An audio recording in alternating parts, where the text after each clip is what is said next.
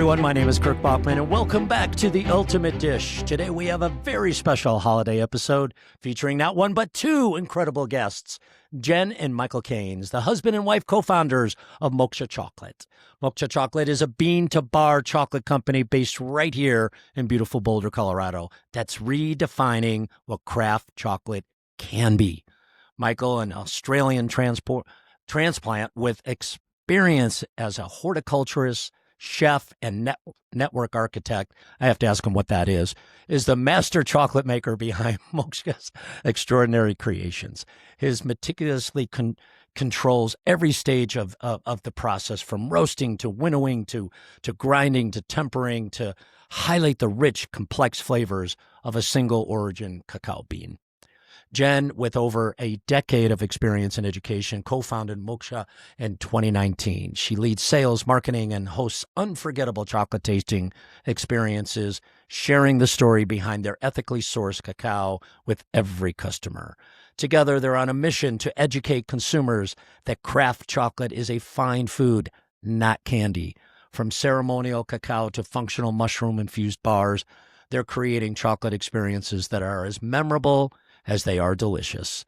Get ready for a conversation about the art and science of bean-to-bar chocolate making, the importance of ethical sourcing, and why craft chocolate deserves a place at your holiday table. And there they are. Good morning, good morning, good morning. How are you guys? Good Morning.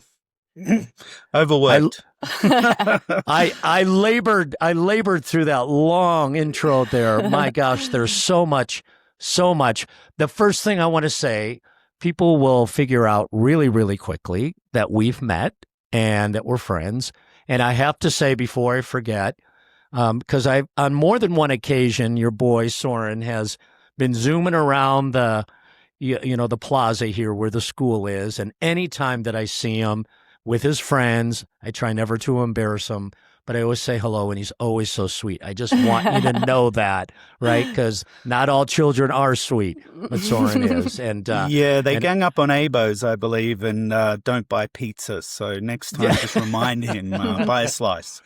We've got to keep kitchens alive. And they and 1,300 other, students. It's unbelievable. All not buying pizza. It's crazy. It's crazy. Yeah. Hey, so it's the holiday season.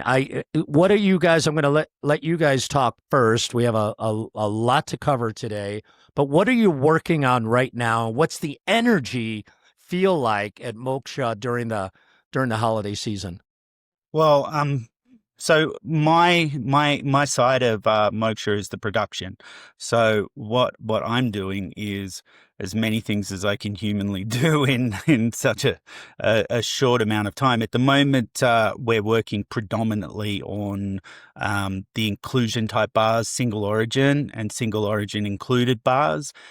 So they're everything from bars from Tanzania or Dominican Republic, typical single origin expressing unique flavors, or things that are really augmented like ginger and lime bars, or things with inclusions like dehydrated blood oranges, or the one that I finally got around to making, which is a peppermint bark bar. Now, peppermint bark is really common. You find it everywhere, but making a peppermint bark bar with 2 layers of chocolate together that actually stay together is really quite a process. It actually took me, just to make a batch, it took me the whole process of a day, almost 10 hours, to get everything ready to be right. So for me, it's just long hours producing bars that people love. And then Jen, you do everything else. Yeah. So this week I've had 3 tastings already. A lot of corporate groups are booking holiday tastings. So earlier in the week, I was at Google.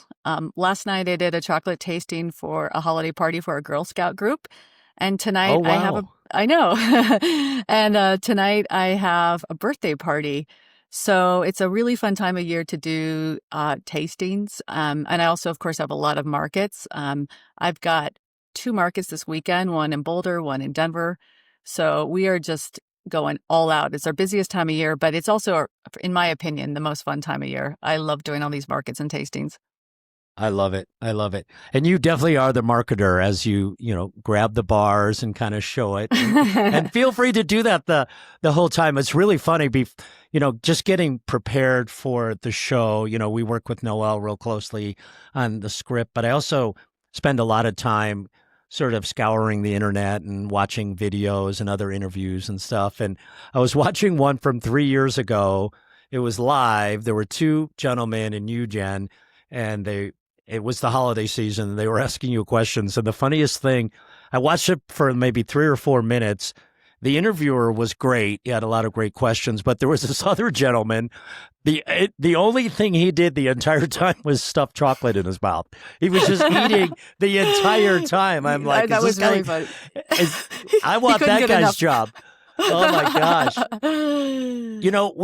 Like I said, we have a big script and we're going to really break the story down. But I thought as I went through the script a few times, without getting into all the detail, could we just share the mission, your mission at a very, very high level? And then I'd love to kind of dive into, how this whole venture came to be. But what is your mission with this beautiful chocolate? Do you want to start? Well, I think you. Okay. I mean, the origin story original. Well, we're going to get into the origin story, but it was all about really helping indigenous and poor farmers in Peru. Since then, we've branched out. We work with ethically sourced or transparently traded cacao from all over the world. But the mission really is to explain what artisanal chocolate is, or craft chocolate, and for consumers to pay more for craft chocolate. I want people, like you said at the beginning, when people call our chocolate candy, I honestly feel insulted. I want to change people's perception of artisan chocolate, of chocolate in general, and I want people to learn that chocolate is an artisanal, fine flavored food. And it's something to be savored. It's something to really to learn about and to pay more, because it's better for small business owners like ourselves. It's better for farmers, and it's better for the environment to pay more for craft chocolate rather than going to the grocery store and buying cheap commercial chocolate. So for me, it was just a selfish, just to say, it was just more of a selfish way to go and spend a month a year on a farm in the jungle, getting filthy, learning to ferment, learning to dry, learning to import, learning to export. So for me, it was a whole experience. So, those are the pursuits that I wanted. And out of that came what we both have together, which is this whole new story or part of our life.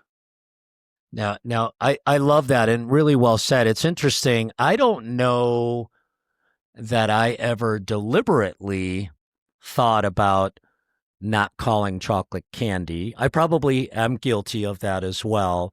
But when I read that, it made total sense. But also, I can remember this past spring, being up in the mountains with Michael and our boys for scouts, and Michael always graciously brings some chocolate with, and I can remember just sitting around the camp there and experiencing, that's the best word I can use, experiencing the chocolate and the flavor and the taste, little bites, right, versus just devouring food to stop the pain in your stomach, right? Because you're hungry. It was really it's a great experience, and I love that. And I think it's a perfect segue to start at the beginning. How did the company come to be? This is a husband and wife venture, not always easy, meaning you work together every single day. Not trying to cause any conflict here, but I know that that's not easy. And Michael, you have such an interesting background, horticulturist, chef. I've seen you cook. I know you can cook.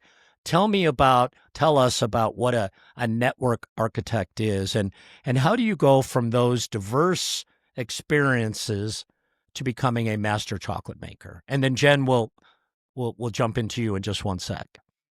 Yeah, so I grew up in a farming community as a child, so I always had that in my background. But um, I actually went through design school at university for a year and decided that that wasn't right.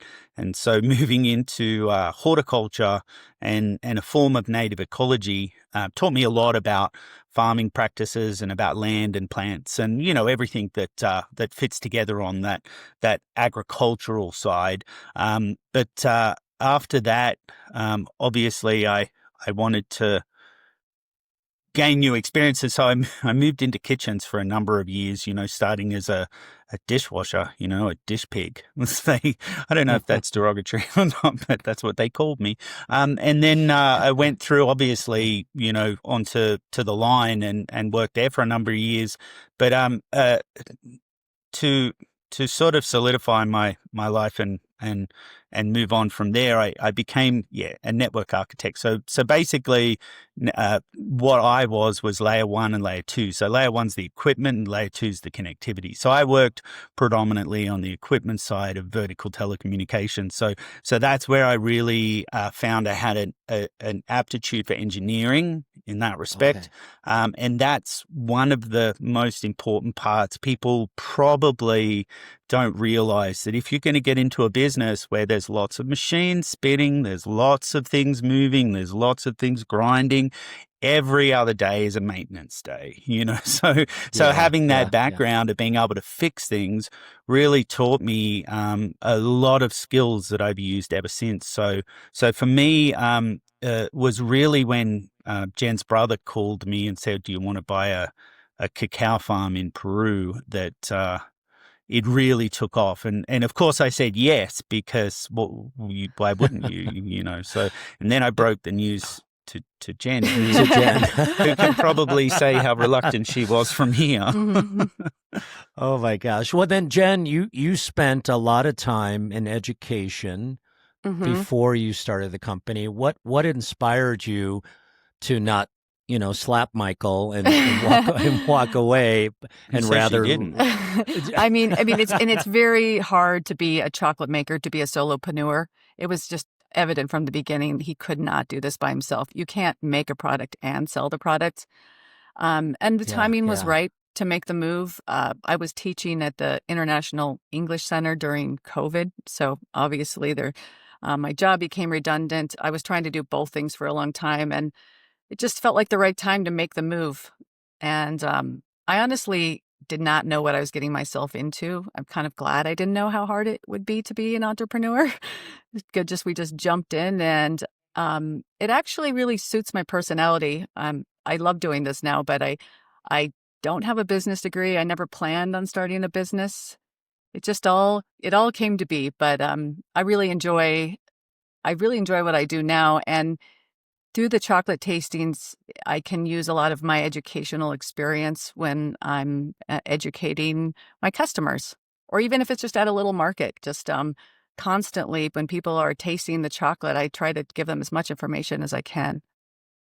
Yeah, I've always felt, and I've always sort of shared with our educators, that additional education or experiences are super important, because they're better teachers when they're learning themselves. Did you find that Definitely. yourself? You were learning every single day, so you were maybe trying even harder than you would have had you been an entrepreneur initially, Yeah. right? Yeah, absolutely. So what is it like working? I have an idea, but our audience doesn't. But what's it like working together every single day, and how do you balance the business partnership with the marriage partnership? You really don't. I think that's what you're getting at. Work is consistent, and work is life. To some degree, we definitely have moments in my sense where I'll just say, "Not working. Yep. Don't talk to me. Go away." And the idea, it's like, I'm overloaded. And so obviously for me, that's how I express, where I'm just like, I've worked too much already, and I know you have more things you want me to do or you need to do. So, but I don't know, how do you?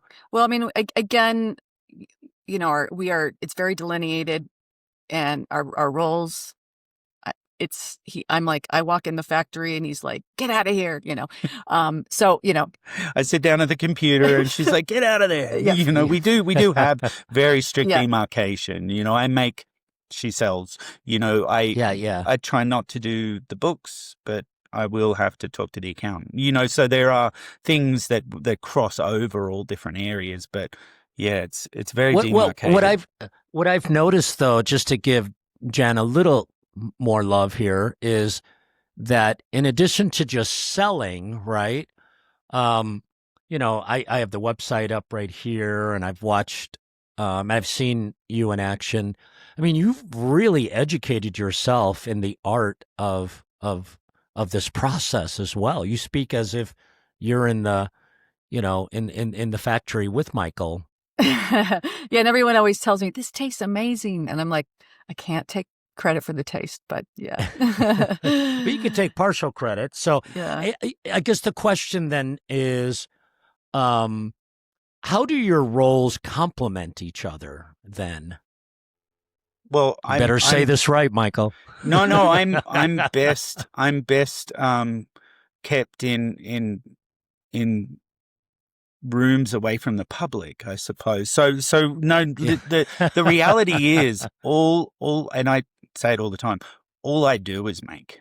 Like, yes, I make great things. I do try and make the best looking and most interesting product that I can, but there is so much more. When Jen says she realized I couldn't do it solo, Jen's like 3 people: marketing, sales, education. There are so many roles there, and there is so much that's required. Like every time she walks in, she'll be cleaning a little piece of equipment so she can quickly grab an Instagram video, because that'll be today's sting that she has. And then there's all of the ones she's planning when she's doing marketing calls with a friend of ours who's advising us on things. Like, the reality is that my job's fairly easy, although no, it's not. No, but it's very laborious. It definitely takes a lot of time and effort, but putting it in its best perspective is what happens over here. Yeah, you can have a great product, but someone's got to sell it. Yeah. It's a perfect marriage or collaboration. Well, yeah, because we're in respect to the chocolate, that's one thing, but with the functional mushroom stuff, we fall into that consumer packaged goods segment. So because of that, there's everything from you think of any company you see on the shelf at Whole Foods or anything, and that's a whole business in itself. Yeah, like the nice chocolate that you get to eat is literally just for the people we meet day to day. Yeah, and also being a female business owner has really been advantageous for me. These guys, the functional mushroom chocolate, you won't find it at Whole Foods, but you will find it at the St. Julian. So I work with spas all over the United States. And, as a woman, I just walk into a spa and I'm welcome. Me, not so much. Yeah, the door definitely opens a lot more for Jen being who she is. That's great. What about the name Moksha? Hopefully I'm saying it the right way. It's beautiful. It's what does it mean, and why did you choose that name? Well, the term, if you were Indian, you would say you would hard pronounce the O, so it's Moksha, but we definitely say Moksha because we're sort of lazy. But the Hindus and that Eastern philosophy has a very different idea on who gets to go to heaven. When you die, you don't go to heaven; you keep being reborn. So being reborn. Practicing life after life until you get it perfect is the wheel. Now that's samsara. Now the term moksha means freedom from samsara. So when the Buddha sat under the banyan tree and ascended to heaven, leaving his body, his form, but keeping his spirit, his soul, that's attaining moksha. So you become form without body. So basically the intent is that if you eat our chocolate, you go to heaven. That's sort of the another joke, way of yes, it's freedom from the cycles of suffering and freedom. Yeah. Sure. So the Yeah. life is suffering, but the single form of moksha for us came from a meeting with a friend where in the book The Island, they take their moksha, their medicine, and a lot of the things in cacao are very medicine, like phenylethylamine is like oxytocin, and anandamide is a neurotransmitting fatty acid called the bliss molecule. So there's definitely a lot of comparisons. So for us, the fact that mokshachocolate.com was still available as a website was a revelation. Wow. Yeah. Yeah. Wow. Yeah. That's a whole nother episode, by the way. I just texted Noelle. It's like, we got to get episode number 2 here. Let's dive into what makes your company so special. You're a bean to bar chocolate company, which means you control every step of the process. Michael, can you walk our viewers through the bean to bar process, and what does that journey look like from the moment the cacao beans arrive to that finished bar? I know I'm simplifying this, but perhaps just give us No, it's fairly simple. It's fairly simple. There's a whole lot of work that happens before it gets to me, and that is to some degree more important because it comes first. What the people do who handle the beans from the moment it's picked till the moment I receive it in a bag will define the characteristics of the cacao. A lot of the fermentation processes really define the flavor profiles. A lot of the bacterias that are prevalent in different ferment trees in different areas will again change the flavor characteristic. But when it comes to me, it's in a bag, it's dried, and it's in a stasis. It'll sit like that without moisture or high temperatures pretty much for as long as you need. Now, what I do is I take it out, and the first step is roasting. So the roasting process can be very complicated with very expensive equipment, or it can be very easy with a $100 rotisserie oven that you bought off a government auction website from the Adams School District, which I did. So basically, and just threw that in there. Yeah. Yeah, just a fan-forced oven in your kitchen is just fine. So the first step, most importantly for me, because of the fermentation process, is the kill step. Most people in a kitchen will understand, you have to kill the bacteria because fermentation is a really crazy bacterial process. So the kill step will also allow the seed coat to crack away from the seed, because what we're dealing with is a seed that has a tester, a seed coat around it. So when it heats, it expands and it'll crack the seed coat. And then the next thing I need to do after cooling it down is crush it and then winnow it. And the winnowing process is just there to remove that seed coat or the chaff. So what I'm left with is nibs. Nibs is the beginning of chocolate.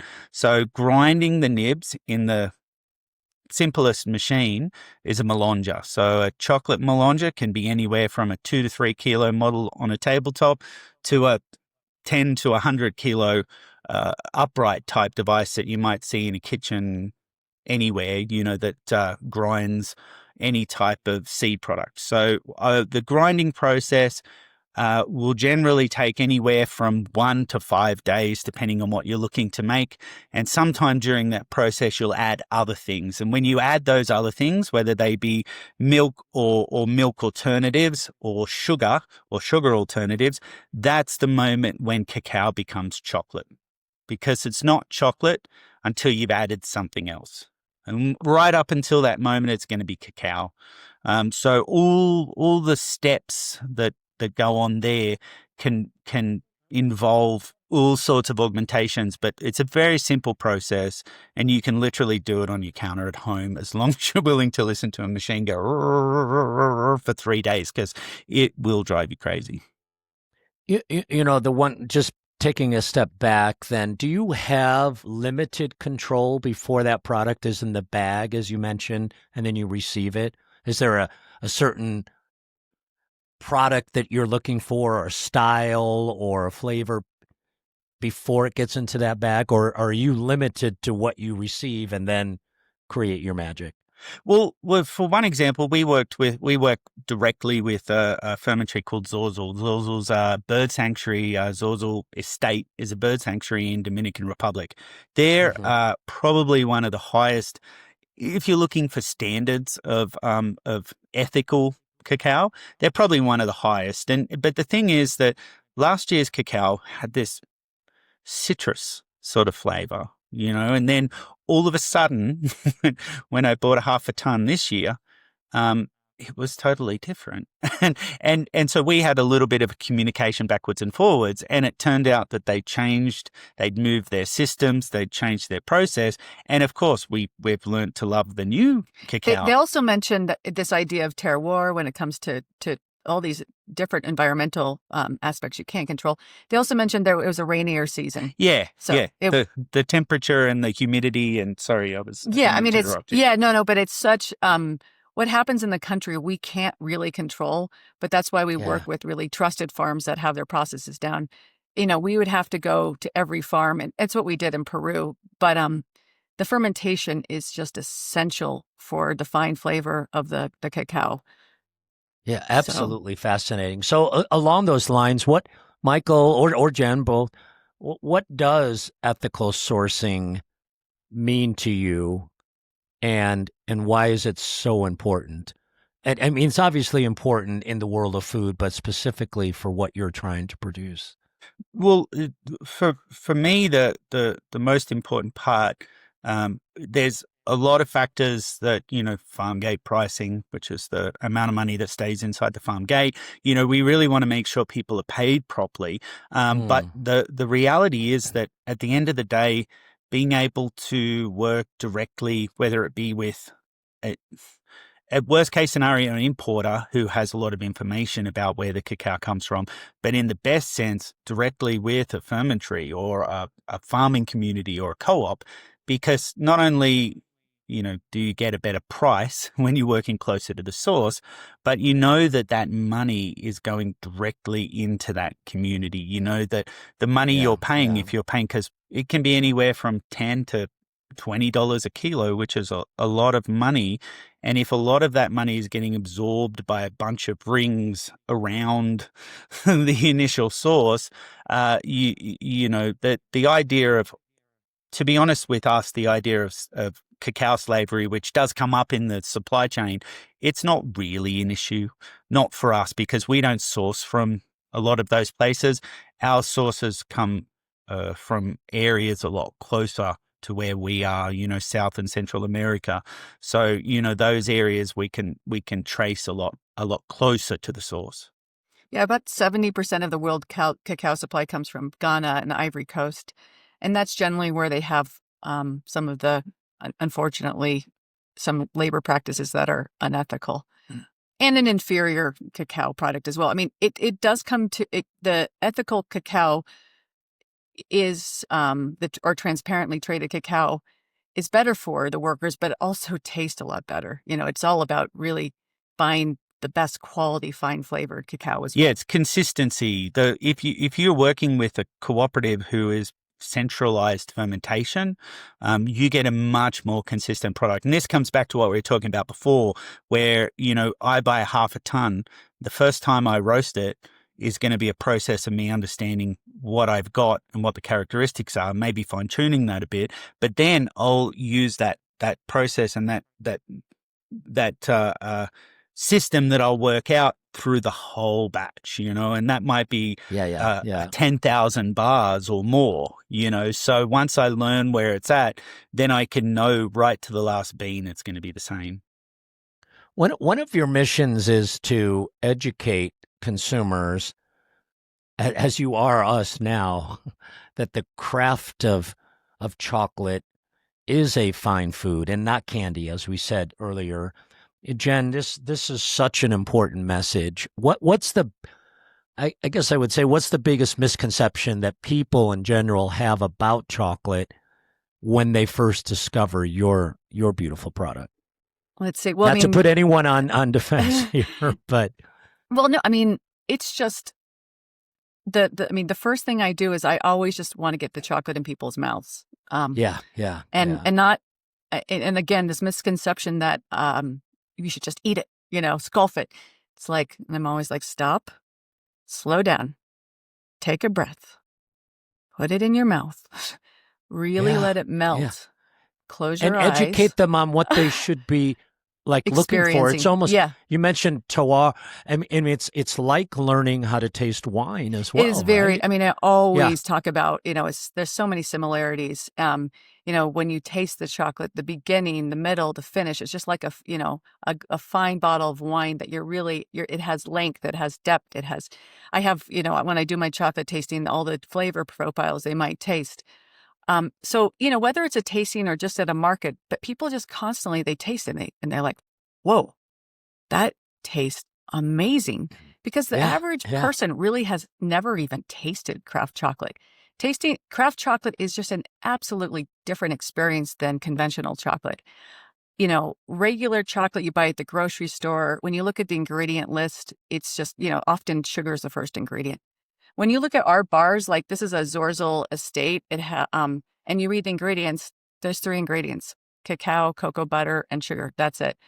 So, just the misconception is that all chocolate is created equal. But when you experience it and you taste it, you understand the difference. And, the wonderful thing about craft chocolate is that it's not designed, we're not to eat the whole bar. This is a 90-gram bar. It's designed so you just eat a little bit and you're good. Where, when the craft commercial chocolate is designed. I can eat this. Well, except for our white chocolate is a little different. You can eat that. But like an 80%, single origin from Ecuador, you're not going to eat the whole thing. Where commercial chocolate, they get the fat, the sweet, the salty. They design it for you to eat the whole thing. Where this is designed to savor, and to really just to enjoy, and it will last a long time because you don't want to eat the whole thing. Well, it's like when we were camping in that lovely little lakeside campsite. I remember the dust as it rose and covered your tent. And we sat around. There was probably 8 to 10 of us, and one bar more than satiated everyone with an experience. And when you think about that, when you think about 10 people all having a small amount and having a conversation about how unique it is or how it makes you feel, that's quite an experience. And for you to experience that every day with a new person all the time, but having all of those people, some of them at least return and say, last time I had this one, do you have it? It's a whole memory, a sense experience. Not to mention, we'll get into the neuroscience of it all. But what's happening, and it's similar when we'll talk about drinking cacao, but it's a similar sensation when everyone is eating dark chocolate together, in bonding in a certain way. No, that's beautiful. One of the things that, as Michael was talking there, I'm reminded sometimes too. In a weird sort of way, caviar tasting, same kind of thing. You sit around the table and just have a little bite, and then you talk about where that particular egg came from and why it tastes that way versus another way. Or wine. Wine is even a more reasonable explanation. Jen, as the sales person, I'm fascinated and curious as to how you go about helping people understand. Maybe even why they should try to afford more or pay more for a handcrafted, ethically sourced product versus that sugar-rich whatever sitting on the shelf at the grocery store where you just consume. Is how difficult is that? Is it difficult, or the minute they taste it, they understand? We're really lucky to live in Boulder, to be honest. Yeah, I think I would be a hard audience if I was perhaps in the Midwest. Sure, fair. Yeah. Luckily, Boulder, we have very health conscious consumers. We also live in a very affluent community. So thankfully, most of my interactions are with, well, for one thing, I have to say, most of my customers are women. Women, for some reason, tend to like chocolate more than men. I'm not sure why that is. But so to be honest, it's not, once they taste it and learn about it, it's not a hard sell. I do think it would be a hard sell in other parts of the country.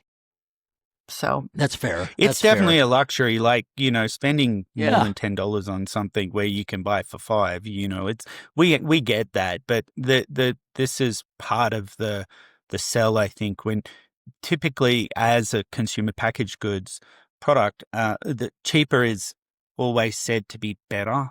But I'll just be honest from my perspective, and I've always been very sort of, I suppose, aggressive is not quite the right word, but very opinionated about this. It's like if you make a product and someone isn't willing to buy it at that price, then look for a better audience. Make the best product you can and find your market, because at the end of the day, there are people out there that will appreciate that. But it really does, and I think this is what Jen does best, it's putting yourself in the right place and finding the right people who'll see you for what you are. So there definitely is a lot of and that comes back to science like and what art I'm to doing that. right now with my holiday markets. I'm not popping up at the local YMCA, but I will be at the Clayton Hotel in a couple weeks. Yeah. We are a luxury brand. Yeah. So That's a reality. It's so well said, though, and it's really, really, really good advice for someone who's exploring this idea of developing a product and entrepreneurship. And it doesn't, and I think that it's people always are just telling you scale, scale, scale, and that scaling does not always work for everyone, No, So, no, just fully. yeah. Can we talk a little bit about ceremonial cacao? And I'm sure that's a topic that many are not familiar with. First of all, what is it, and how does it differ from Show me your paste. regular chocolate, if you will? Yeah. So we have three products in this particular range. We have what's called what would be called ceremonial cacao, which is cacao paste. And so in the area, they have this term that they started using, ceremonial grade cacao. Now, where that typically, and people won't admit it, where that comes from, is ceremonial grade matcha. So in the form of matcha, it's a particular type of the leaf, the small leaf, and it's ground in a particular way. And the ground part, being very, very fine, is where the grade term comes in. Now, borrowing that phrase and making it ceremonial grade cacao, which is really, to be in any respect, a very recent wave. Yes, cacao has been used for centuries, if not millennia, but the whole idea of using it in a way for a spiritual sort of journey, that literally comes down to what we would call 100% cacao. So 100% cacao with the fat included. Because I suppose there's really one thing first that we should say what cacao is. Cacao is basically two things that can be broken up into three different things. So the main component in cacao is cocoa butter, the fat component, and that's up to 50% of the cacao seed. The other 50% is made up of around about 30 to 35% of cellulose, and the cellulose is just literally plant material. Now, in that remaining 15% is a whole bunch of things. Everything from phenylethylamine, PEA, anandamide, neurotransmitting fatty acids, theobromine. There's hundreds of different chemicals that have different effects on the body, including antioxidants like catechins that fall into the phenols and the phenolic groups, the phenols and the polyphenols. There's probably 100 different phenols and polyphenols.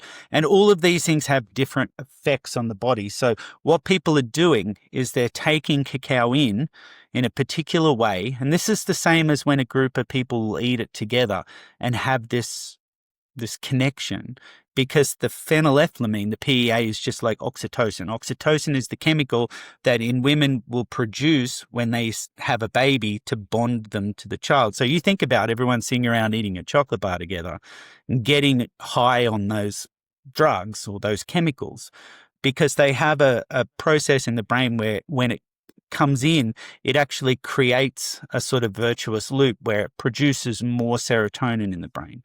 So you've got these chemicals that are very effective because they're being digested into the body because of the presence of the fat.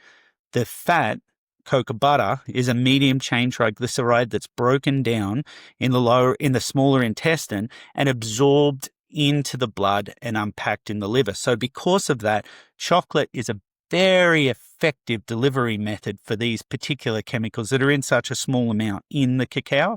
So when you're drinking pure cacao without anything, you're getting more of the good stuff.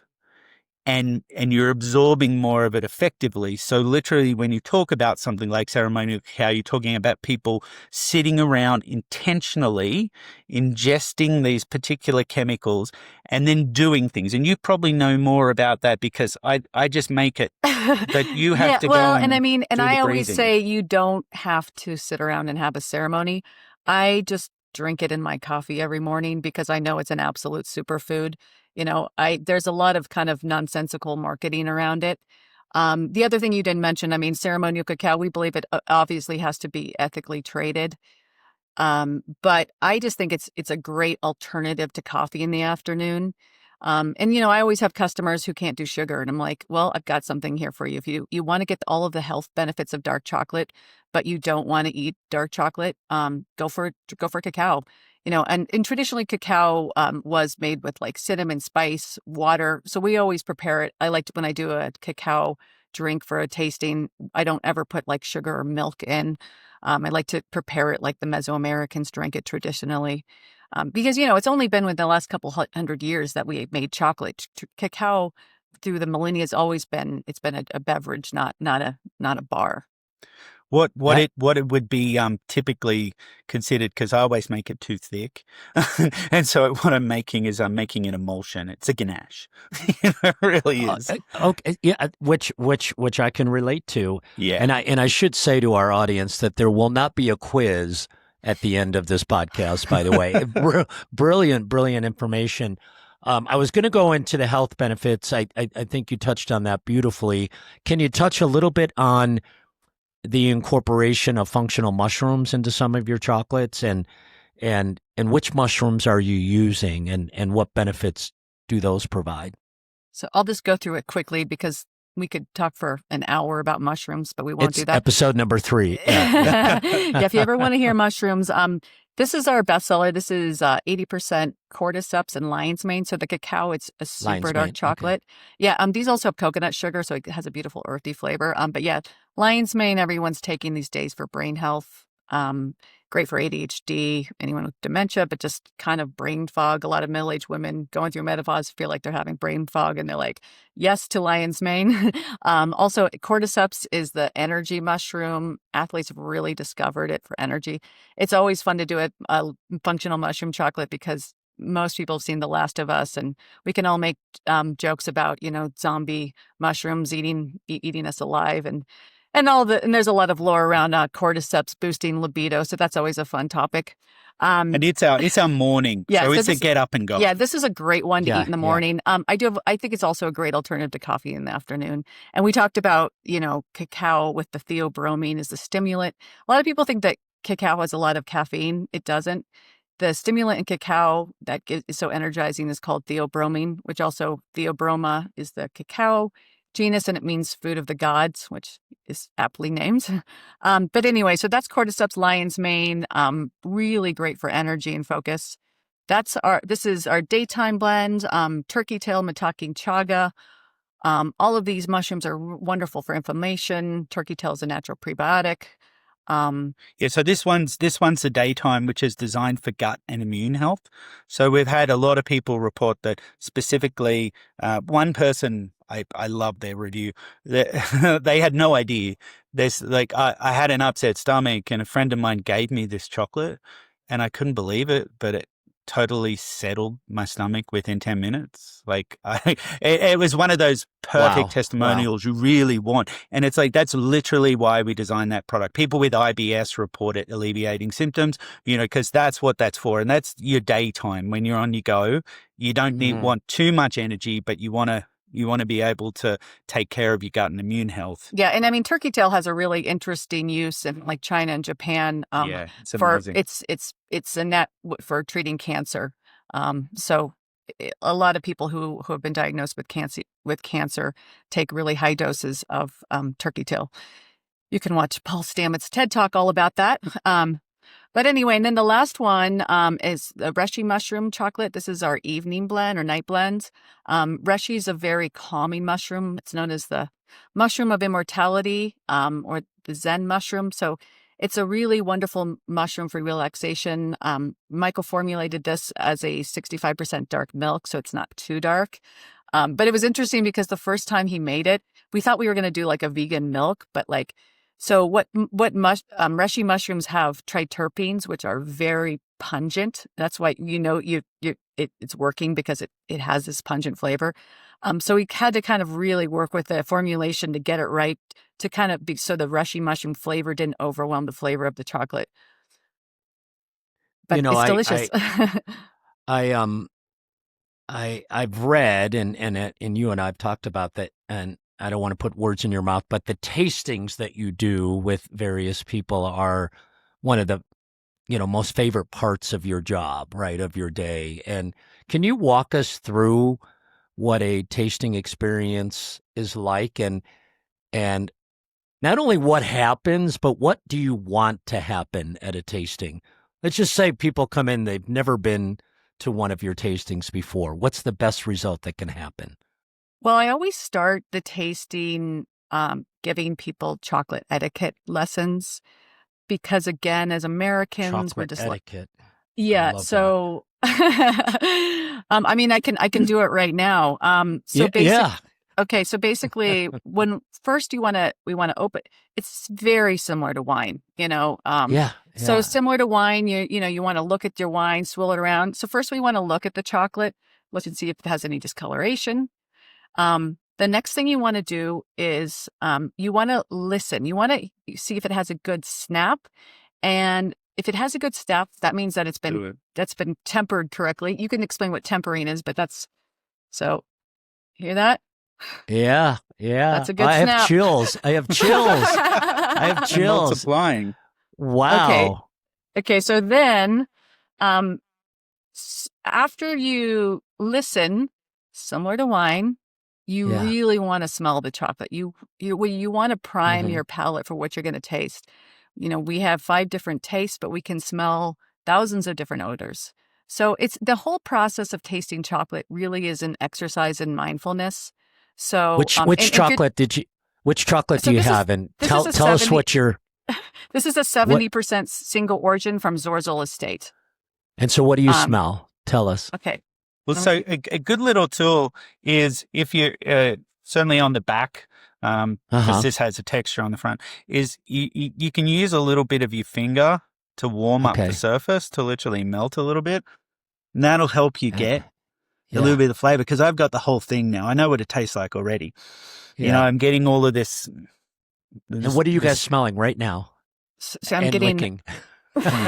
Yeah, you have to do it. I'm already getting the citrus, Citrus, yeah. So this one's got it starts very light and zesty, and when you put it in your mouth, it'll turn into a darker blue type. So it'll go from a yellowy orange to a darker blue or a green, which is more vegetal and sort of more like you would imagine. The best thing about this is when you pull out the big wheel and everyone's like, "Oh, I'm getting the yellow stuff." Or, because colors are really. So you're looking.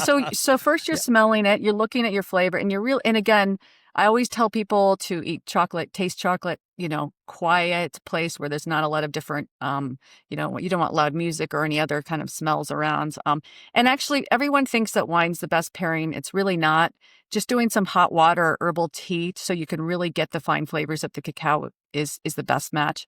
So once you smell it, so you've primed your palate, you're salivating, you want to take a little nibble, and you almost want to really like suck on the chocolate. So you take a little nibble, you masticate it, and you want to let it cover your whole palate, because similar to wine, you're going to have a beginning, a middle, and a finish. And Michael already described the different flavors that he knows he's going to taste. Well, pushing it into the roof of your mouth and letting your mouth warm it up. Because what you're doing, in some sense, as a chocolate maker, is you're engineering a substance that will express or melt It's a cocoa butter. in a particular way. If a chocolate has too much cocoa butter, it'll feel gummy. If it has too little, it'll feel dry. So you want it And to. cocoa butter is amazing because it melts in your mouth. It melts particularly right in your mouth. And that's where all the fine flavors come out. I think it's the only fat that we have that's that I know of. I'm pretty sure there's other things that are similar in profile, but it's one of the only fats that's solid at room temperature, but melts at skin temperature. So in your mouth specifically, being warmer, the reason why it's used so much in beauty products is because it does that particular great trick. But in your mouth, as it starts to open up and it starts to melt, it starts to release all of those little particles, because all of those little particles, whether they be cacao particles or sugar particles, are all still dry. None of those have dissolved. None of those have melted. None of those has done anything. The chocolate is literally just dry stuff and fat. Now, when I make chocolate, I'm engineering it again by refining it so that its particle size is small enough so you can't feel those particles in your mouth. You can't sense the texture. And that's something I hear all the time. They're like, texture. This is the smoothest chocolate I've ever had in my life. I always do a 80% with my tastings, and people are constantly wowed because they have this perception they don't like 80% cacao. They're like, oh, that's way too dark. And then they taste ours and they're like, oh, wow. That was really interesting. And I really like that. And it's because most, if you buy an 80% at the grocery store, you're going to get some gritty, chalky, chocolate that just, the texture is often all wrong. But Michael's just manages to make this chocolate so smooth. So really, in the tastings, the chocolate speaks for itself. Yeah. People, and one thing about our chocolate that you'll find and why people really love it is, as Michael was saying, he's teasing out the fine flavors of the cacao. So he uses very little sugar. We do use sugar, but it's not the first ingredient. And I constantly find, even with other craft chocolate makers, there's too much sugar. We have a lot. Or it expresses. No, on that point though, sometimes the sugar you use expresses in a different way. So it will express sweet, like it pushes forward as one of the first flavors.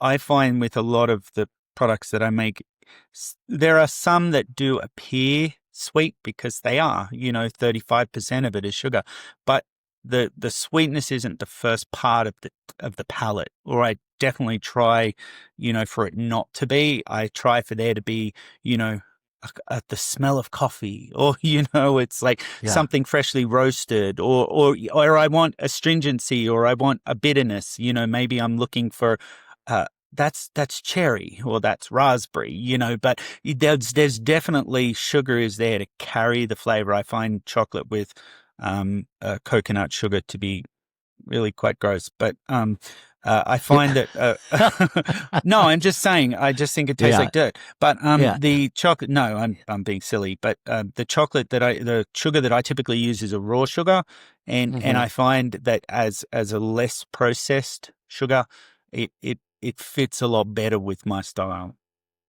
You both know you're fantastic, right? I've had a chill for like 16 minutes. It's unbelievably. I wish we would have sent you some chocolate to be tasting while we're. You should have some there. Oh, yeah, I'll be right over. I have to share. These are, and I'm sure you get a lot of these reviews, but I wanted to share for our audience an example, a Google review, absolutely glowing. One customer wrote, quote, "Best chocolate I've ever tasted. The flavors are incredible, and you can taste the quality in every bite." Another said, "Jen's chocolate tasting was educational. It was fun. She's so passionate and knowledgeable."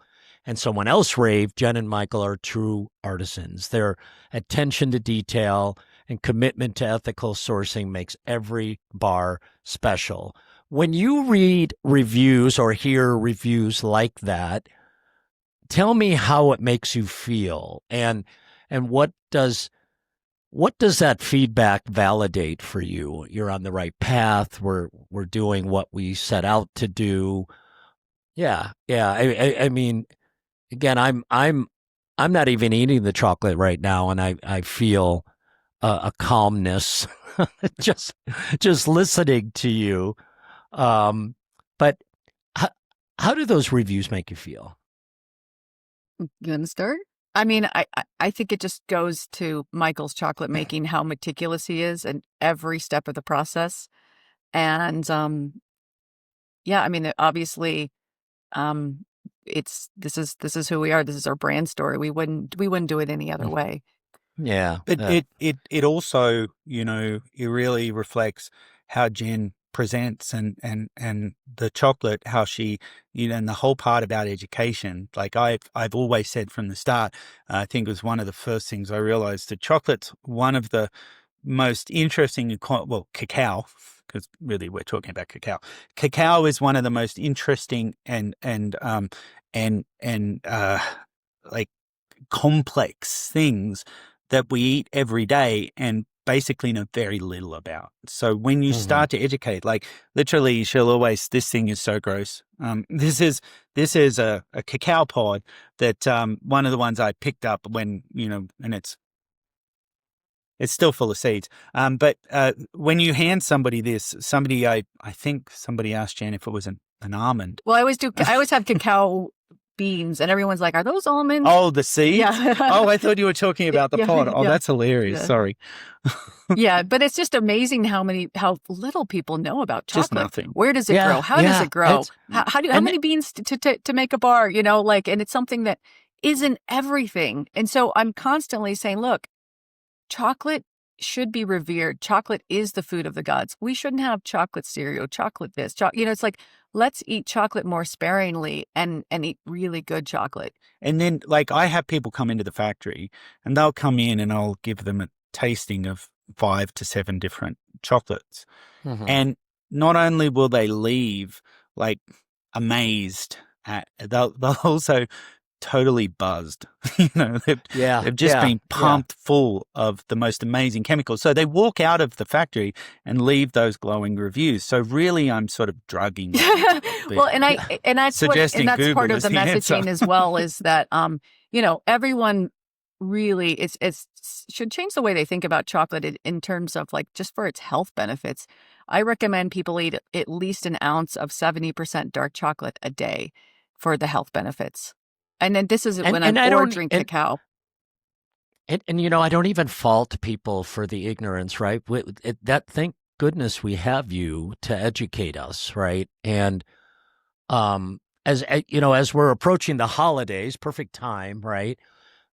Chocolate is always, just a great go-to. What a beautiful gift. I saw on your Instagram that you were preparing these non-dairy white chocolate raspberry bars. I don't know if those are on there. This one. Is that one there? Yeah. Yeah, we are, incidentally, we didn't mention, we are like allergen-free factory. Yeah. No dairy, no soy, no gluten. We do one pretzel bar occasionally, but yeah. And look at that. It's just covered in raspberries. It's just crazy. Beautiful. Yeah, it's tasty too.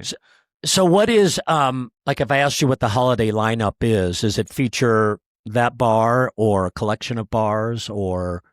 I mean, Michael what should people know? I mean, we have right now about 20 bars. so out of the machines today, like so the little machine that I use to do smaller batches, it makes about 3 dozen bars, so I do these tiny little batches and they're all very personal, and by the time they produced, half of them are sold already and the other half go the next day. So it's a very quick process for us. But Semaluki is a product from, that's Uganda, isn't it? From a forest. It's called the Semaluki forest. We just scored some of these beans. So the Semaluki forest beans are just taste like heaven, like caramello chocolate. It's absolutely amazing. Then there's Itenez, which is a wild harvested bean from Bolivia. They just popped up too somewhere. Like the Madagascar bean, which is called Bajofo, which I put bee pollen on, which is absolutely amazing. It comes from Madagascar, and every time I get a bag, I do a little dance around it because I know it's maybe the last bag I'll ever get. So this is, at the moment, there's a bunch of different things coming out, but they'll come out today and tomorrow and next week, and they'll literally just come hot off the presses and bam, they're gone. And is that how you think about like the next, like 2026? Is there something like super specific that you're thinking about, or is it all very serendipitous? I mean, a lot of it is seasonal. Like one bar Yeah. I don't have up here is our Pueblo chili bar. We only make that during Pueblo chili season. This It takes a month. Yeah. The peppermint mint bar will be gone January. So we love to work with like seasonal fruits. Michael just got a bag of Cara oranges. They're fresh, so he's going to make some Cara orange I got bars. 6 bags. Yeah. So so a lot of it is like what's in season. Yeah, that makes he'll do like such sense. Yeah. He did like a fun for the summer, like this white vegan cheesecake passion fruit bar. And it really felt like just fresh, like summer. Our main products, our functional mushroom product, our CPG brand part, that's really what we're doing. That's really what 2026 is about. We're hopefully going to announce some awards we've won recently for those products. We stay tuned on that one. But that is our company. Like all of this other stuff is just me being a wag. Just making sort of, because the big machines spin, and there's a whole table that's got little machines on it, and it's like if there weren't little machines on it, it'd just be a lonely table. So I have to do something. While I'm waiting for it to grind, while I'm waiting for this, there's all the things in between. But people love that stuff so much, but it is not the business that our CPG business is really what you've got to look for if you want to do this as a life. Yeah, and these ones we do not wholesale. Just direct to consumer. Yeah, people every time people are like, can I get those to sell? And I'm like, no way, mate. Like, not a chance. Well, that leads to a couple more questions before I get to where to find you. For culinary students, for interested, aspiring, and I'm not going to use the word chocolatier because that you and I, Michael, had that conversation before. There's a big difference, right, between what you do and a chocolatier in the pastry sense, right? Could you remind me of that again? Well, look, the thing about chocolatiers and pastry chefs is they're actually trained professionals. I'm just a monkey in a garage. So in reality, like I make chocolate. So that's why we call ourselves chocolate makers. Typically what we would be, if we were being derogatory towards chocolatiers, we would call them melters, people that melt chocolate, because literally what I do is up until one basic simple point. I do a lot of things around that, but chocolatiers are actually really highly trained. They really understand. They do everything from work with chocolate through to make caramels and ganaches and you name it, thousands of different things. You see that famous chocolatier Gouchon, or I can't remember. In Las Vegas. Yeah. And he makes the gorgon out of chocolate. I would have no idea. Stop me there. So the thing that I think from your perspective as a culinary educator, anyone involved with being a chocolatier or being a pastry chef should know how to make chocolate. It really is very simple. The only thing you need, and you can look for them on eBay, you can look for them on Amazon, $200 for a Mélanger, a Premier 2-liter. It's called a Low Pro is the one I use. It's got a grinder on one side and the motor on the other side. So it's a sort of wider device. It costs you about $200. That's literally the only thing you need, plus your oven, as long as you have an oven, a fan forced oven. So with an oven, some trays and a grinder, you can make your own chocolate. Now, anyone who has a countertop that's quartz or granite or any type of engineered stone, you can learn to temper on your countertop. You just clean it and off you go. Off to the races. A stove, a bowl, and you're done. Coming to a profession with the ability or a product like, you're turning up as a pastry chef and you're like, here's the chocolate I made from these beans. I really see that as such an asset for anyone looking to study any form of desserts, pastry chef, anything in that range, being able to understand how to work with chocolate is so important. Everyone says to you, tempering is so hard. It's not. You just have to learn a technique. You have to spend some time. I literally had a friend of mine come in and say, what about this? What about this? And I'm like, boom. All of a sudden, he unlocked an amazing, for me, key that led me to now. Because you think about it, I'm making 36 bars at a time and I'm putting things on top of that chocolate, right? Mm-hmm. If it's not tempered properly and all of a sudden it turns all white, and shows, temper marks, I've destroyed that whole thing. I can't lose anything. So for me as a chocolate maker, it has to be perfect every time because everything's on the line. So being able to be that confident with my temper, it's really just learning your art, learning your craft, So I think that like I said, as a person working in the dessert field in kitchens, the idea of understanding how to make and temper chocolate, I just think it's a fundamental. And I really think there's a lot of, Michelin star restaurants who are not using bean to bar chocolate in their desserts. They're buying some Verona and you're like, everything else is perfect, but why not, have some amazing chocolate Take one to more work step. with. Yeah, but I will say that a lot of restaurants have reached out to work with us, and we don't sell curvature because it just doesn't it doesn't make sense financially for us. So Jen, you mentioned direct to consumers, how you work. If people want to try your product, attend a tasting, order some holiday gifts, where do they find you? So mokshachocolate.com. There we go. Everything's on There our we go. website. Yeah. And Was there's it a that- tab. There's a tab specifically that says where Jen's going to be. So if you are local, there's an events tab, and you can look at where she'll be. It's under About Us. Yeah. And Beautiful. then there's also a form you can fill out if you want to book a tasting. I love it. I love it. This has been absolutely spectacular. And I apologize, we've gone over our time. But before I let you go, the name of the show is The Ultimate Dish. So I cannot let you go until you both share, or you share in unison, what the ultimate dish is in your mind. It could be a memory.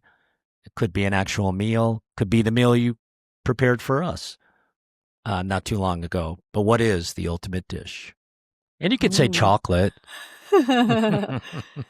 Should we say a mole made with Michael's chocolate? He made this Oh mole. my goodness! That was chills incredible. again! Chills again! Yeah. Yeah. Is that it? Is that it? You're going to vote for that too, Michael? Yeah. Yeah. Well, look, I grow zucchinis every year, and every time I do, I make zucchini, carrot, and walnut bread, and watching my son eat that for breakfast while he's staring at his phone. It's not quite an ultimate dish, but having that connection to the food you make, I think it's an extra level. I think that is the ultimate dish. That's absolutely absolutely spectacular. Guys, thank you so much. Happy holidays. I'm sure we'll see you around. I know you're busy. Thank you for taking the time for the show, and Happy New Year as well. Yeah, thank you very much. You too. Our pleasure. Absolutely. Absolutely. Thank you for listening to the Ultimate Dish Podcast, brought to you by Auguste Escoffier School of Culinary Arts. Visit escoffier.edu/podcast to find any materials mentioned during the podcast, including notes, links, and other resources. And if you can, please leave us a rating on Apple or Spotify and subscribe to support our show. This helps us reach more aspiring individuals ready to take the next step toward their dream careers. Thanks for listening.